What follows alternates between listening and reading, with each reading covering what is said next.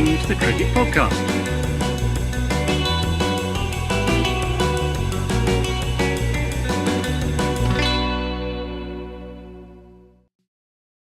Hello everyone and welcome to the Cricket Podcast, where today we're going to be talking about day 2 of the action at the SCG, the 4th test of the Ashes. Usman Khawaja has turned up. England have managed to bat 5 overs without losing a wicket. Will it be a draw? Will it rain some more? I don't know. We'll try and answer these questions though. My name is Jack Hope and I am joined by Max Rowe Brown. Max, how are you doing this morning? Hello. I'm good. I'm glad that there's some rain in South Africa, which gives us time to get through the Ashes stuff, and then we can get around to watching the competitive cricket. Yeah, exactly. It also gives our audience a chance to tune in. So thank you for the rain in Johannesburg there. England spreading the love through the medium of precipitation. Ross, you're also with us. How are you doing? Yeah, I'm fine, thanks, mate. Really an inevitable thing to wake up to this morning, I thought, on the England front. So it's nice to feel comfortable. Sorry, what was inevitable here? That they didn't lose a wicket? That what was inevitable about this whole situation? It'd be Australia's day, and they would rack up over 350, and England would be in the position where we are ruining previous mistakes. I think it's been a decent day for England. You know, Australia kept them under 600. They've scored slow enough that England should be able to draw this match. Even bad England should be able to draw this match. There's going to be at least 2 more sessions lost to rain, so you have to bat 5 sessions probably. To never had you down as an optimist, Jack. No, I don't even think it's an optimistic thing to say. I think you just have to look at how Test cricket works, and they shouldn't blow this one. Ross, we are sponsored by Serious Cricket, which you can see just to my right. If you look at me and then look at the Christmas tree and then look to the right, if you're on YouTube, then you'll see the sponsor's logo and information. If you're on an audio platform, Ross will convey that to you now. Yep, all of our Ashes coverage and pretty much the shows we're doing it in the next kind of few days are brought to you by Serious Cricket. They are cricket equipment specialists who have provided our teamwear since we began, and our cricket equipment since we began as well, up until last year. The service has always been great, and in particular, when I asked them if they had a bat they'd recommend for the whole team, and Julie provided the Zelos along with Alistair Kookaburra, who we've obviously anointed, which have kept the Australian at our cricket club, who is about 45, has played grade cricket, he's unbelievable. And those pieces of equipment have kept him at the club because it's certainly not our personalities. They stock every major brand and know everything about their equipment, so they are proper specialists. As you're listening to our podcast, you get 10% off when you use the code TCP10 on their website, which is seriouscricket.com. .co.uk says it on the screen. Good effort. Close Good enough. effort. Close enough. And then the link of which is going to be in the show notes as well. So it is. It's in the show notes now. So here, if you're watching live or you're listening, not live, but to you it will feel like it's live. You can go and click that, and while you listen to us talk about last night's action, Usman Khawaja's beautiful century, Steve Smith failing to get 100 once more, Stuart Broad's fifer, you can peruse cricket bats, you can peruse gloves, spikes, whites, whatever. Get a new box. You want to look after the crown jewels. Just ask Joe Root about his box. He's gone through them this series. Exactly. Cricket. Max, did you say you had a summary of last night's action? I can summarise, certainly. So what happened? We started the day, Australia were 126 for 3. England had fought back, and we were hoping a couple of early inroads into the man who's not been in the Test cricket arena for 2 years, and the man who has not had a great series so far, especially by his own lofty standards. At the crease, perhaps a chance for England to get a head start on day 2. Not to be a 100 partnership, and Australia sauntered to 200 odd for 3, and it was all looking very familiar. But not to be denied, Stuart Broad came back, got the wicket of Steve Smith, and England crawled their way back into the game, getting Australia back to around 250 for 5 and 270 odd for 6.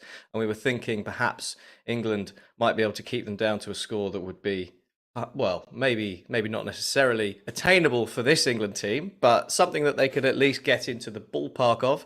And then England decided that in Usman Khawaja's the tensest part of his innings, perhaps, the nervous 90s, the man not played cricket for Test cricket for 2 years, back in the side, 35, perhaps last chance saloon for him.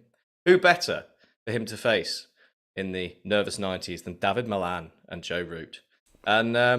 And so it proved as Australia managed to get a bit of a kickstart into their innings, which had slowed down somewhat just before tea, and give them a little lift, which allowed them to propel themselves with some late hitting and Khawaja's excellent century to a score of 416 for 8, whereupon they declared.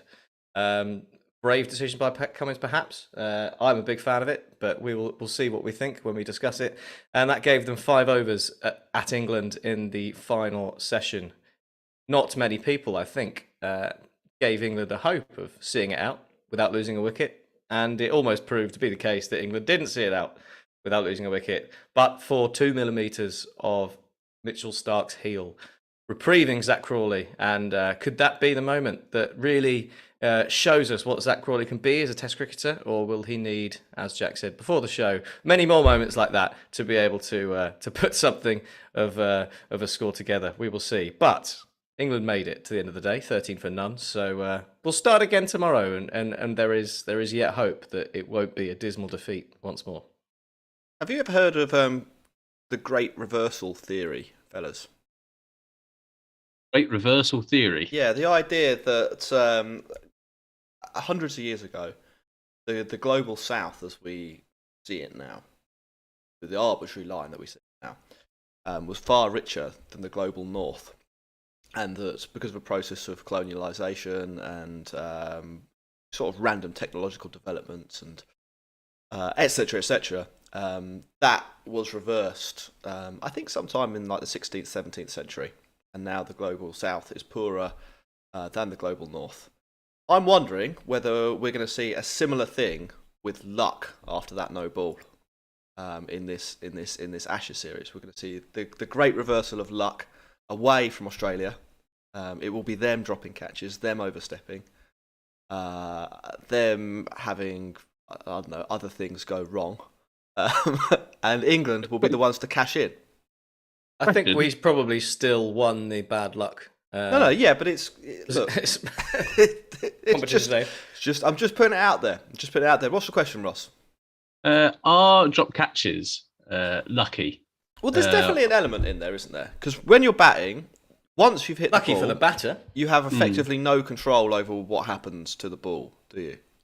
No, but then again, it's catches win matches and practice. It's all about your frame of reference, Ross, isn't it? That is actually a retort to what I'm saying. Like, if you're... I know, but I'm just having a conversation saying that I don't think that no balls and drop catches are...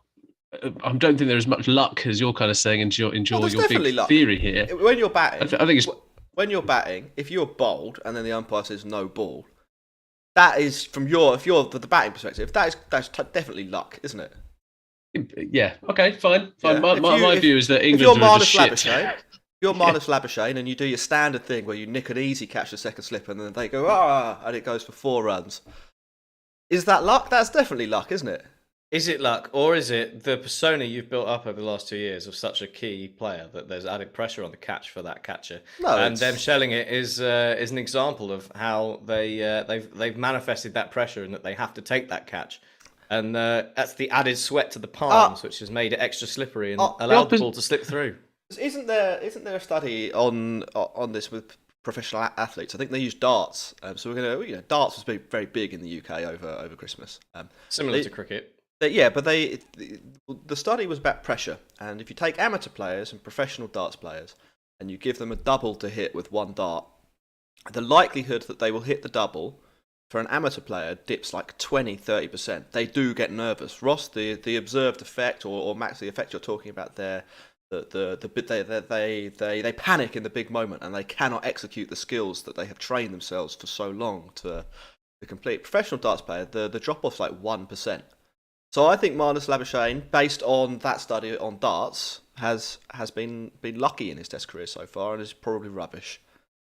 Okay. Yeah. Anyway, what do we want to talk about today? We should probably start with Man of the Day, Khawaja, shouldn't we?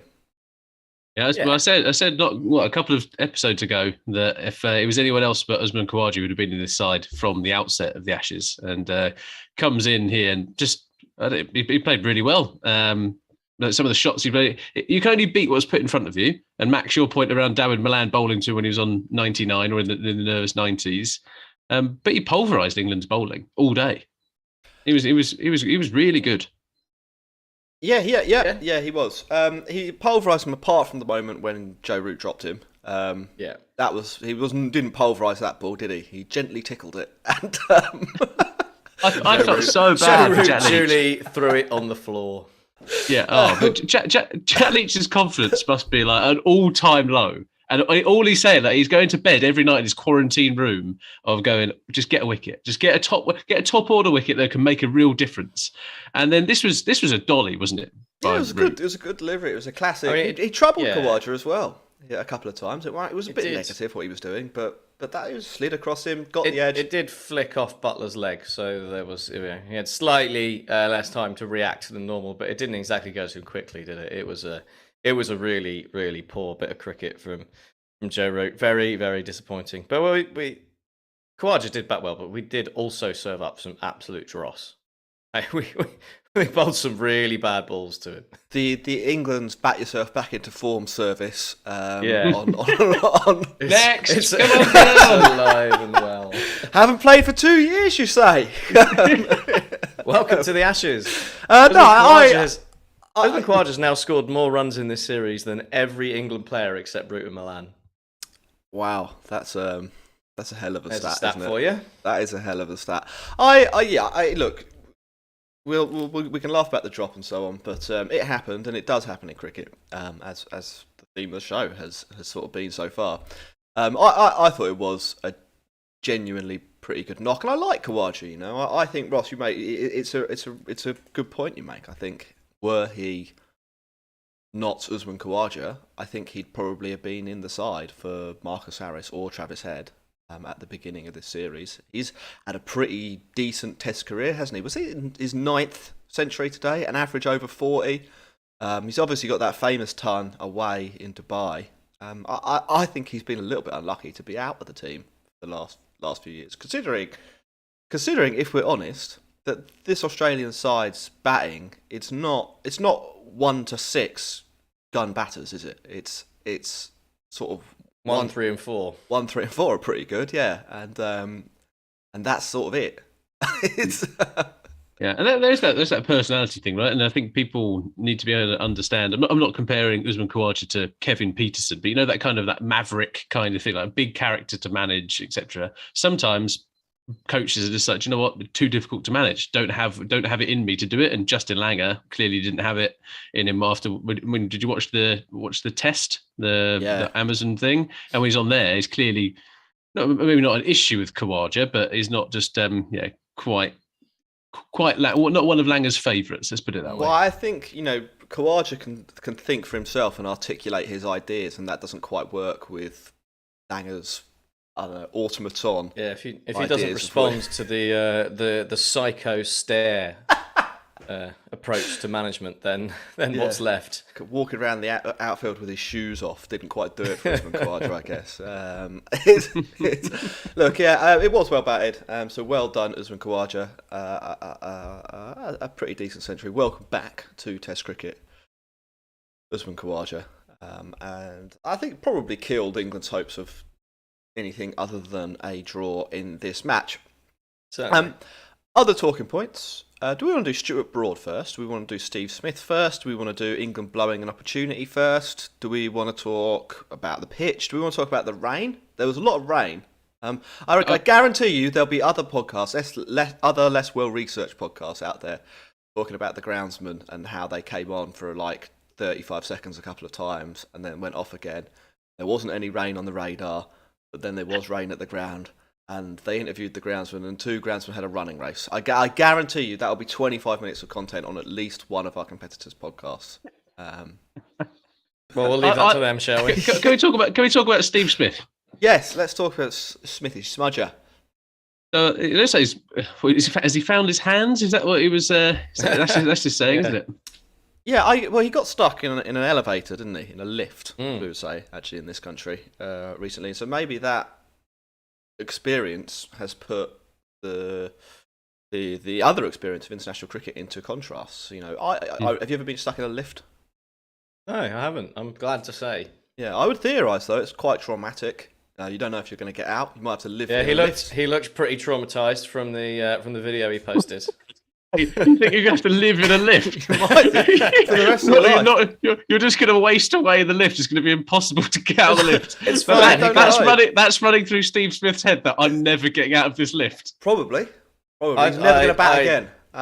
He was fine. He managed to get Labuschagne to feed him some M&Ms through the crack. So this is naughty.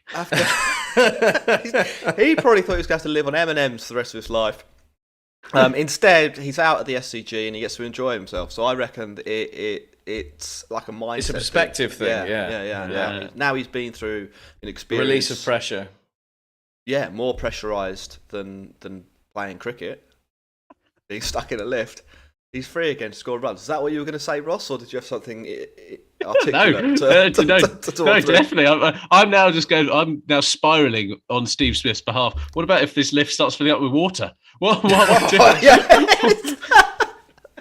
They'll have to put a straw down and have to breathe through a straw. Eat M&Ms for the rest of his life. Get all wrinkly.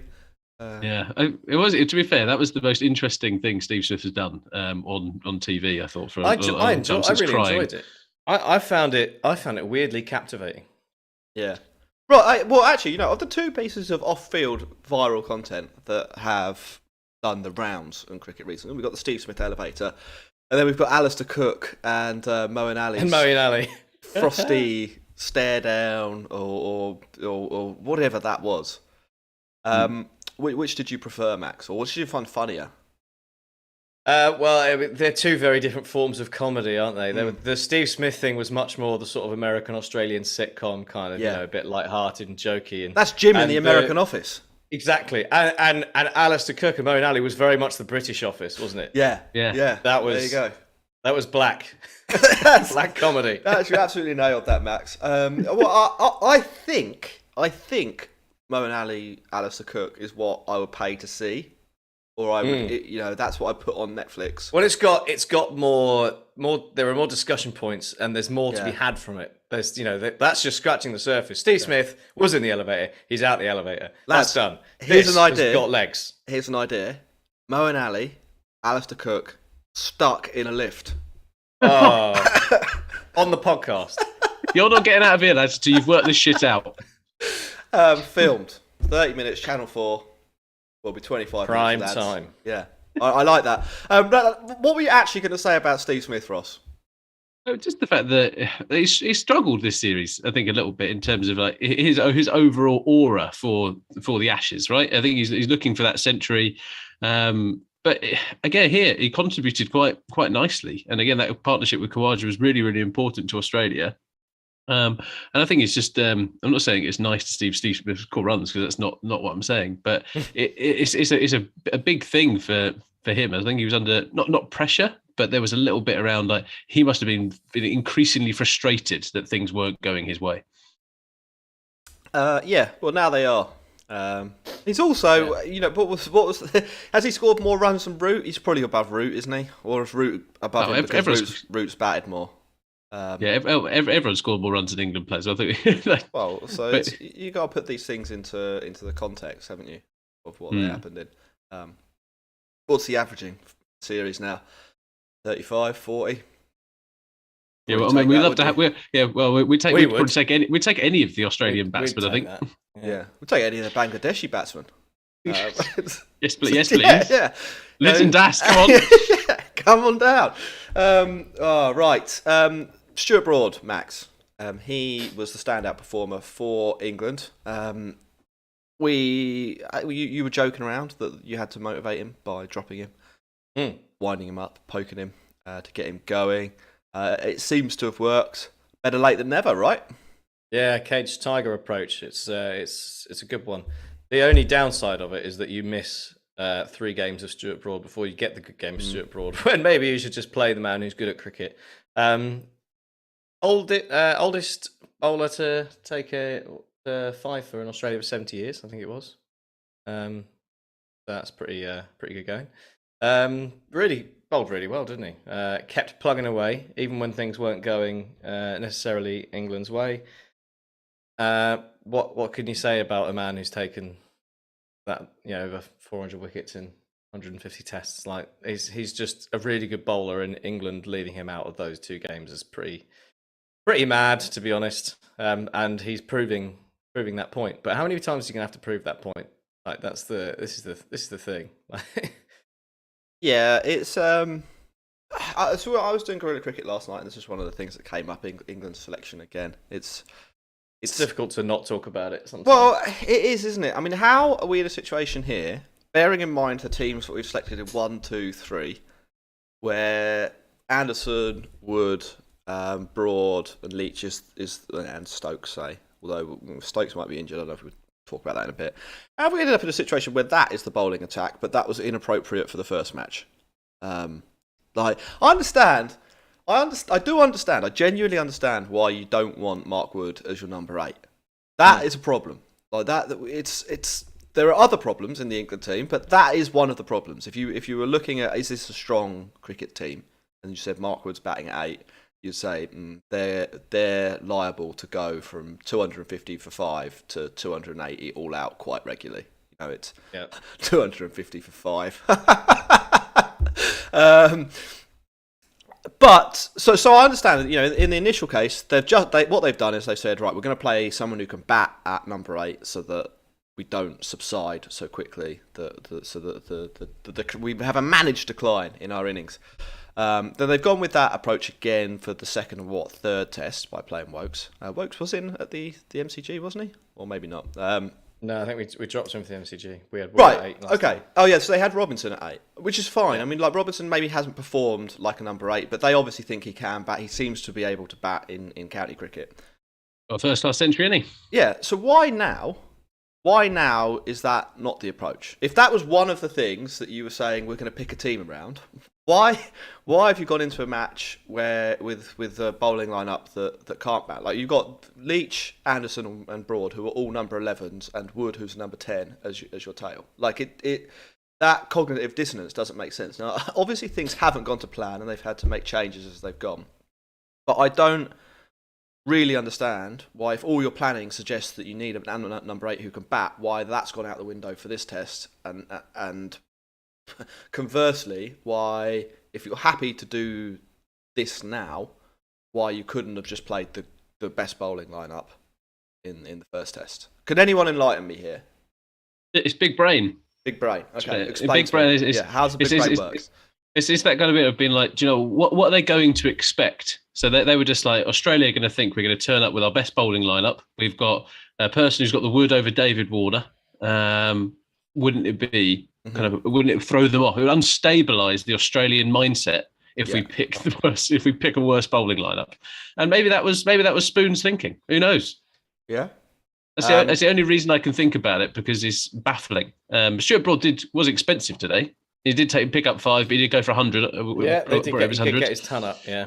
But there's a bit like he probably also did a bit more bowling than he would have been expected to do. What with Ben Stokes not being able to bowl for. But our problem is taking wickets sometimes, and that's there when you're in Australia on pitches like this. You got to get them right. So sometimes it's going to cost. He has had in the 2 or 3 tests. They change so often. I actually can't remember who was in for what test. I think he's played 2 tests. I think this is his second test. Yeah, he played the second one, and he played the second one in this one. Right. So he has had, in terms of false shot percentage, which is a bit of an advanced metric, I suppose. He has had his best tour of Australia on this tour. So he is inducing more mistakes from batters in 2021-22 than he has on his other 2 tours of Australia, which suggests he's bowling pretty well and suggests they probably made a mistake not picking him. And Ross, yeah, you make a good point. A little bit expensive, 101 runs from 29 overs, 3.4 and over. Still an average of 20. Yeah.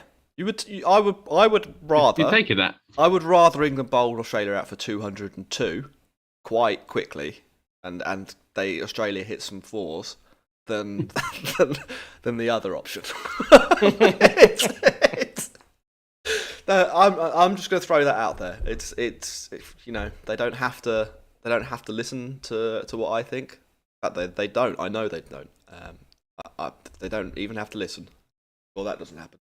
But I think it is odd.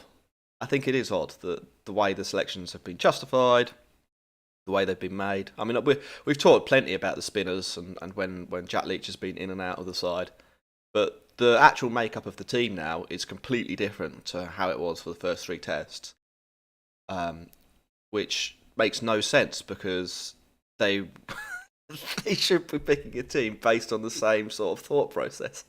That's sort of the minimum we're asking for. Look, you can be bad, but be bad with logic.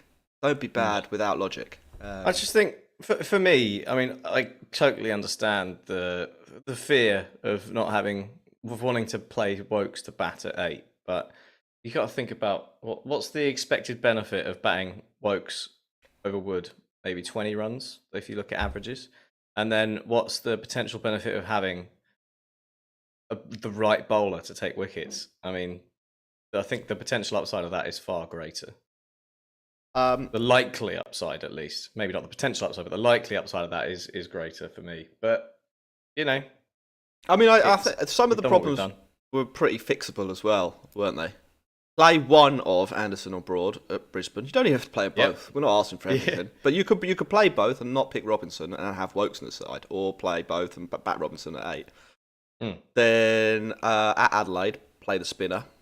At the MCG, I think in fairness, they probably were near right with who they picked. I don't think that was. Apart from the batting. Yeah, you can say the batting's been a problem the whole time, but it's they had the bowling right, and then in this one now we do look a little bit weak with the bat. Any other talking points from today's play? Australia sped up pretty nicely, didn't they? It was a well put together innings. You want to talk about the declaration? An interesting declaration.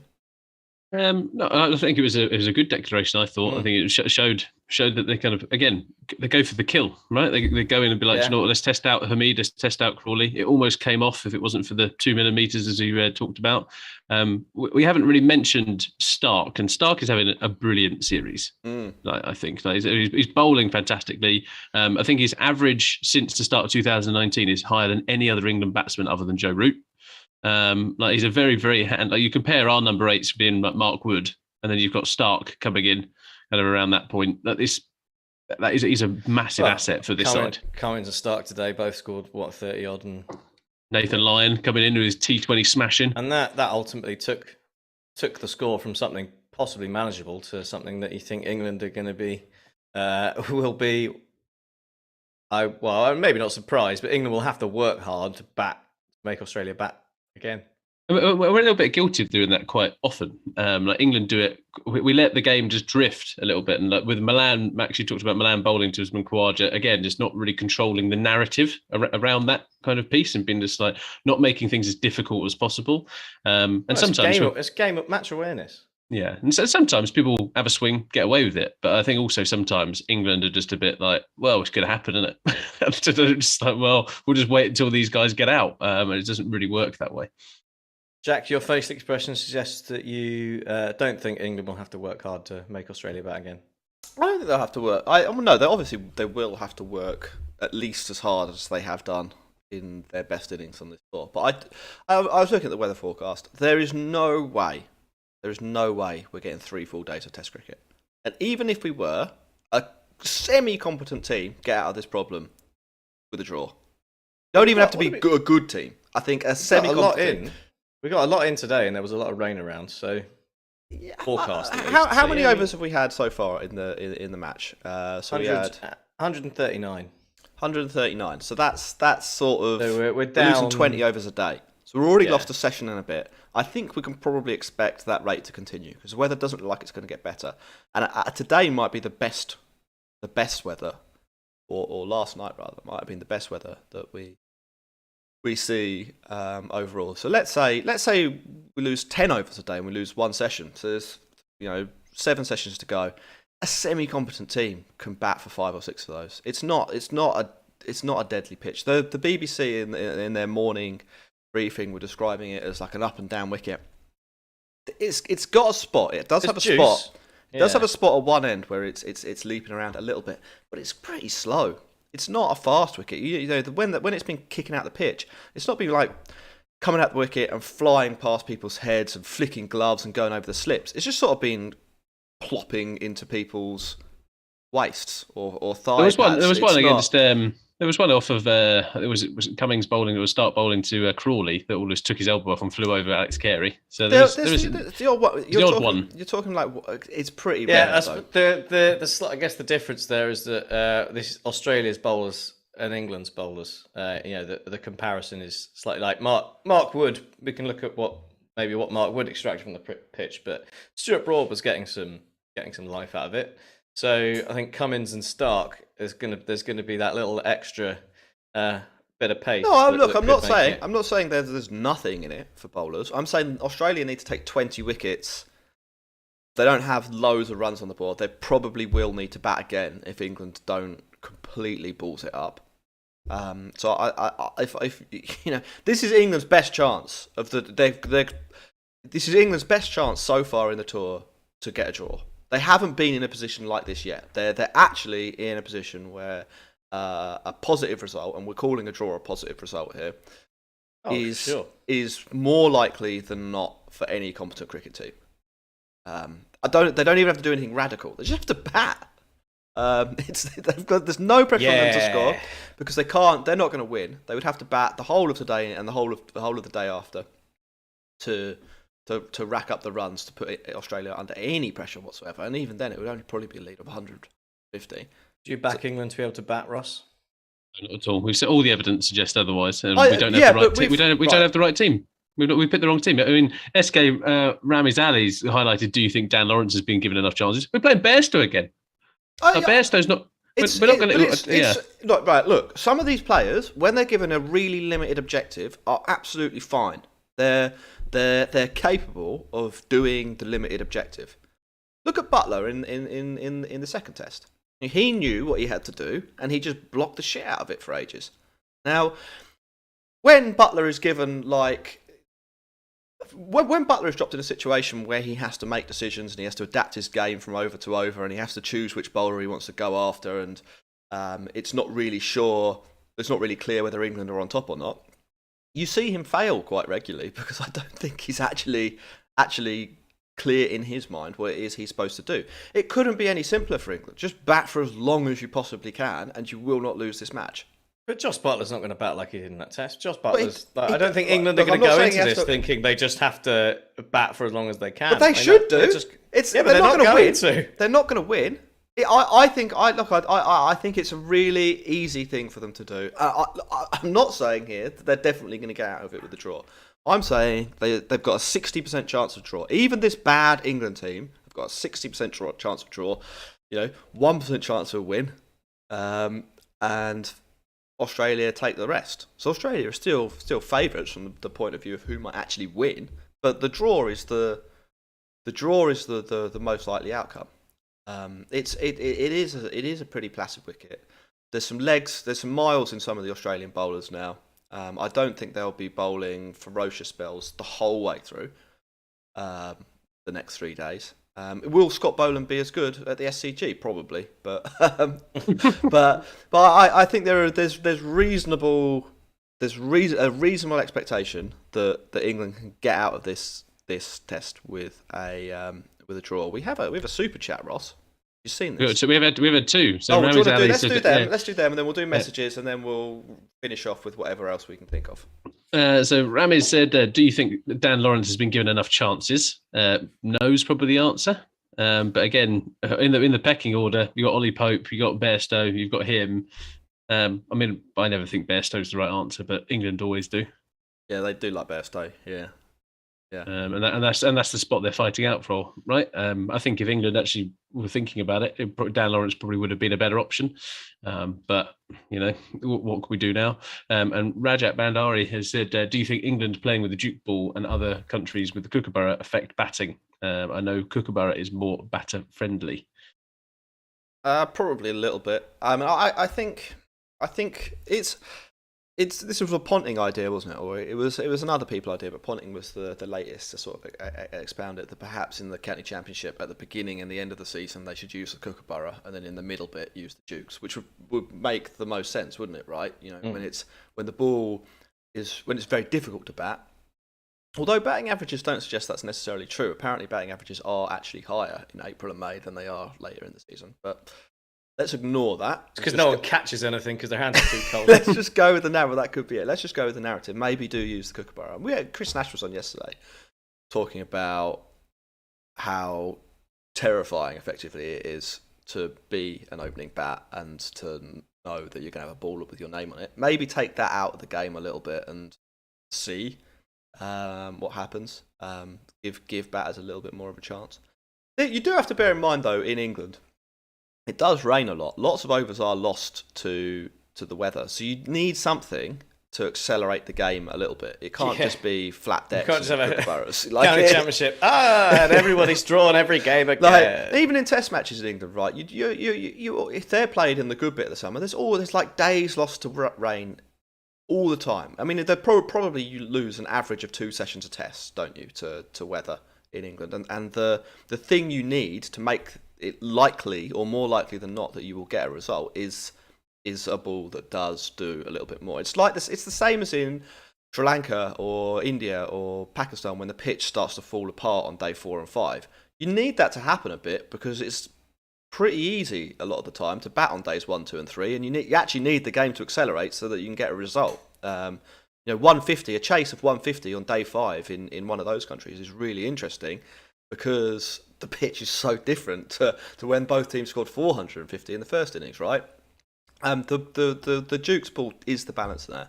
Now, for England's Test team and looking at what might be best for them, I think there's a decent point there, but you have to. There's some other things to bear in mind. Plus, all like the professional cricketers that are experts at bowling with the Duke's ball, they're not going to be super thrilled if you're like, well, now you're redundant. It'd be interesting. Cause it'd be interesting to see what's harder, going from Dukes to Kookaburra or Kookaburra to Dukes. I mean, logically, you'd think it would be easier to go from the one that moves less to the one that moves more, right? But I guess there's an element of control that you have to have. But I mean, that's again a thing that maybe English bowlers should experience and get a bit of practice with. It's like going and trying to see how they make this ball work, so they've got a bit of experience of that under their belts. I'd like to see some day-night county championship games as well. That'd be good. We might actually get some people going to it. Get along to some after work. Well, they did this one year, didn't it? It was too cold, so on that particular occasion, it was a bit cold. Not in so April. They cancelled it forever. Don't do a day-night on the 15th of April. That's mad. Be frosty. Speaking of cricket balls, it's a good time to plug our sponsor, Serious Cricket, because you're a valued listener, and it is our favourite hobby. You get 10% off when you use the code TCP10 on their website and all equipment. There we go. Yep. Seamless. Maybe not the balls. seriouscricket.co.uk. Go over there now because it's important for us that you do that. If you order something. If you order something, they might sponsor the next Test match. And we're on Patreon, patreon.com/thecricketpod. We actually have a couple of new Patreons, so a few new. So we've got Vineeth signed up yesterday, the 5th. Thank you, Vineeth. We've got Mark Lambon, 2nd of January. Nat Chiquette and Nat Harper. Thank you to our 4 most recent Patreons there. Patreon.com/thecricketpod. Right, fellas, anything final on this podcast? Or this podcast, this test, this day's cricket? Where do we see things going tomorrow? Maybe as a thing to off. Yeah, I was just going to say score predictions for Zach Crawley. Max, what's he on now? 2. I think he'll get 13. Okay. 108. All right. I'll buy you a I drink don't. if Right, that look. Here's the happens. thing. I think Crawley will be able to bat on this wicket. I don't think it's particularly iffy. He's already got out once. Yeah, but he was just getting in, wasn't he? So it's if he lasts 15 balls, I think there's a big score for Zach Crawley here. I don't think. I think you can just whack through the line of the ball, and that's sort of what he's good at. So Absolutely smoking something this morning, Hopi. yeah. Yeah. Anyway, Prajwal was predicted 39. Tim in the chat was also talking, where's Craig Overton? He'll be in there for the 5th test. So will Don Bess. The whole cast. James Vince will come back. It'd be great. Well, it's actually a reasonable point. If you're looking at England's thought of having Chris Wokes at number 8 so that someone can bat, and you brought Craig Overton along, and Ollie Robinson's out, I'm surprised they haven't picked him. I'm not. Would you have picked I'm him not saying over- it's the right thing to do, but I'm just surprised they haven't. Imagine if they would have picked Overton over Broad. Broad would have retired on the spot. Well, I think Yeah. Broad's not going to retire now. So if you like Broad, something could happen today. Well, we're going to be back tomorrow morning, aren't we? Or if we're in the UK, or tomorrow evening if you're in Australia, or tomorrow lunchtime if you're in India. We're all off to go and do our day jobs now.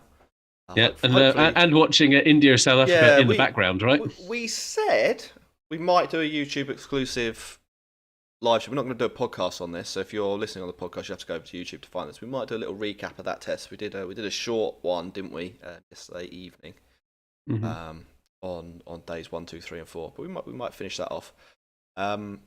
Any final messages from you, Max? No. Have a nice day, Bring on the everybody. claps. Yeah. At the Cricket Pod on Twitter and Instagram. Goodbye.